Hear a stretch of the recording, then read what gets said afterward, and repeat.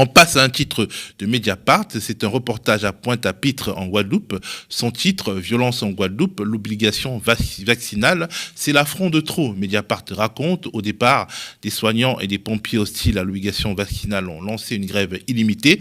Désormais, la mobilisation déborde dans ses revendications et également sociale, dans sa violence avec des pillages et des incendies. Dimanche, des membres du RAID et du GIGN doivent arriver sur l'île. Paralysé. Dimanche, c'était hier et nous sommes lundi. Les images qui nous parviennent, en tout cas de Guadeloupe, sont troublantes et donnent une impression dérangeante d'affrontement de nature quasi coloniale. On regarde. Entrez chez vous. Entrez chez vous vite, on est. On est là, on est chez nous. On est chez nous ici. On est chez nous ici. Ici. On habite ici. On est chez vous, voilà, donc il y a un moment. Nous, comment les autres savent, il y a un moment. Zombie! Il pétait ta clé! C'est mon joueur ta clé! Il peut te tuer, il ne faut pas changer. T'as pas mort!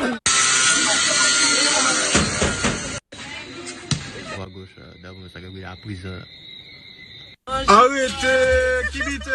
Eh, y'a brûlé en voiture, faut bout, les gars! Pour aller plus loin, nous avons contacté Patricia Pioche, secrétaire générale adjointe de l'Union générale des travailleurs de Guadeloupe, à l'origine avec plus d'une trentaine d'organisations de la grève générale qui s'est aujourd'hui transformée en émeute généralisée. Nous avons d'abord voulu qu'elle nous explique les racines de la colère. Ce qui nous a réunis tous au départ, c'était l'obligation vaccinale que M. Macron a instaurée, en tout cas annoncée courant du mois de juillet, le 12 juillet, je crois. On s'est réunis tous contre cette obligation vaccinale et le pass sanitaire. Et depuis, donc le 17 juillet, nous marchons comme ça en Guadeloupe chaque samedi. Et chaque jeudi, nous faisons des meetings pour dénoncer le fait que nous sommes contre l'obligation vaccinale et le pass sanitaire. Mais il est vrai que sur notre plateforme de revendication, au-delà de l'obligation vaccinale et le pass sanitaire, nous avons d'autres points, comme le problème de l'eau. D'accord? En Guadeloupe, nous avons une eau qui n'est pas bonne, donc qui est de mauvaise qualité. Elle est chlordéchlonée, mais aussi parfois nous avons des matières fécales. Mais aussi, nous n'avons pas de l'eau en quantité. Souvent, il y a des coupures d'eau. D'autres problèmes, le sargasse qui nous envahit et entraîne des problèmes respiratoires. Le problème des jeunes qui sont au chômage massivement chez nous, 60% d'entre eux sont au chômage. Et encore, le problème de l'hôpital qui manque de moyens. D'accord? Donc, c'est pour toutes ces raisons-là que nous nous sommes mobilisés. Petite parenthèse, les sargasses sont des algues flottantes en état de décomposition, des menaces pour la biodiversité qui viennent s'échouer sur les plages de Guadeloupe, dégageant du sulfure d'hydrogène, un gaz à l'odeur nauséabonde qui est également mauvais pour la santé. Un problème qui a pris des proportions préoccupantes depuis une dizaine d'années.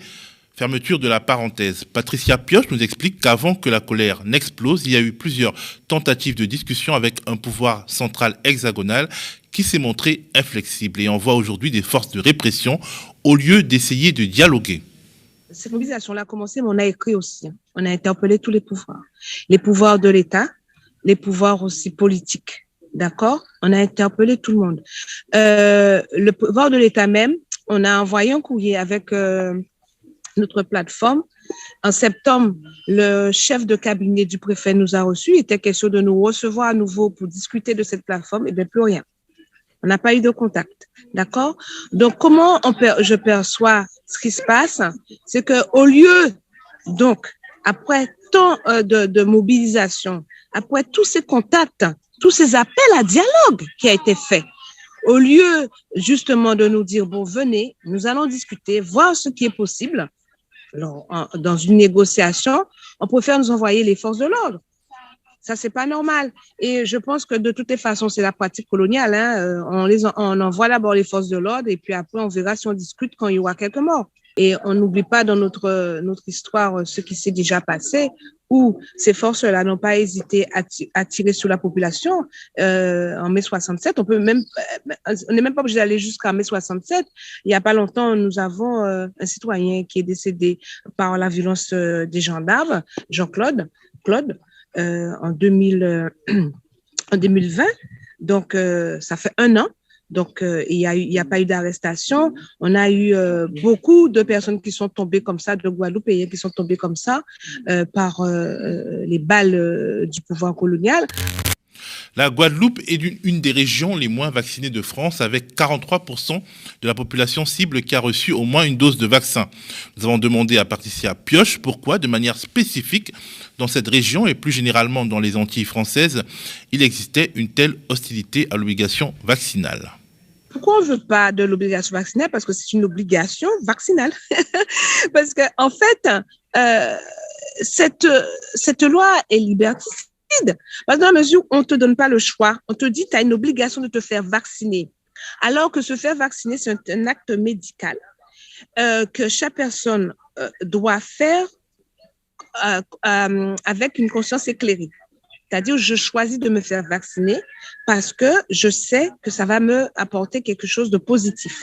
D'accord? C'est pas le cas ici. Les gens qui veulent se faire vacciner peuvent se faire vacciner, mais ceux qui ne veulent pas se faire vacciner, je ne vois pas pourquoi ils doivent aller se faire vacciner. On est sur une toute petite île et le nombre de personnes qui sont déjà mortes à cause du vaccin ou qui ont eu des règles à 75 ans ou qui ont eu des boutons ou qui sont paralysés, c'est une petite île, hein. On nous a bien empoisonnés avec le chlordécone. On ne fait pas confiance au gouvernement.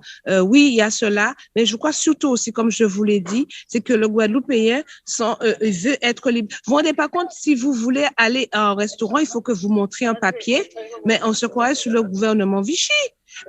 Bientôt, quand il va falloir traverser la route, on va nous demander un papier. C'est pas normal. C'est surtout ça aussi. C'est pas normal qu'on soit arrivé à ce niveau-là. Et ce d'autant plus qu'ils sont tous sur nous pour qu'on puisse se faire vacciner. Mais personne ne s'inquiète par rapport au chlordécone. Personne ne s'inquiète par rapport au nombre de jeunes qu'on a qui ne bossent pas ici. Personne ne s'inquiète par rapport au fait qu'on est en Guadeloupe premier dans toutes sortes de maladies. Personne ne s'inquiète de ça. Donc, toute cette énergie qu'on met à vouloir nous faire vacciner, même les hommes politiques ici, hein, qui sont nuls, même ces hommes politiques-là qui nous disent allez vous faire vacciner, pourquoi la même énergie, on ne l'a pas mise pour faire en sorte qu'on ait de l'eau chez nous et de la bonne eau et faire en sorte aussi que le gouvernement français mette les moyens qu'il faut pour voir comment on fait reculer le chlordécone de notre terre. Patricia Pioche nous a expliqué comment, de manière spécifique en Guadeloupe, le chômage massif des jeunes et aussi la réforme de l'assurance chômage, poussée dans une période particulièrement troublée par l'exécutif Macron, contribue à échauffer les esprits. La situation en Guadeloupe, sociale et économique, est explosive. Aucun département français, d'accord, ne peut supporter autant de taux de chômage de jeunes, ou même de tout le monde, la population, sans qu'il y ait de débordement. En plus, avec les nouvelles lois de la réglementation concernant le chômage, on va encore à Guadeloupe parce qu'ils ne vont pas toucher l'allocation chômage. Et il faut savoir qu'en Guadeloupe, déjà, sans cette loi, on était un des départements où le nombre de personnes percevant les indemnités de chômage était le plus faible. Le taux de couverture de personnes percevant l'indemnisation était le plus faible. Il va être encore plus faible encore. Donc, on va se retrouver avec d'autres familles qui n'ont pas de quoi se nourrir correctement. C'est forcément explosif. Et ça, malheureusement, en face de cela, nous n'avons pas de réponse et nous n'avons aucun pouvoir, aucune autorité capable de répondre à ces besoins-là. Voilà, j'espère que ces éclairages, en tout cas ce point de vue venu directement du terrain guadeloupéen, vous auront permis d'en juger un peu mieux. Il faut ajouter que dès ce lundi, la Martinique aussi se met en grève générale sur à peu près les mêmes mots d'ordre que la Guadeloupe voisine.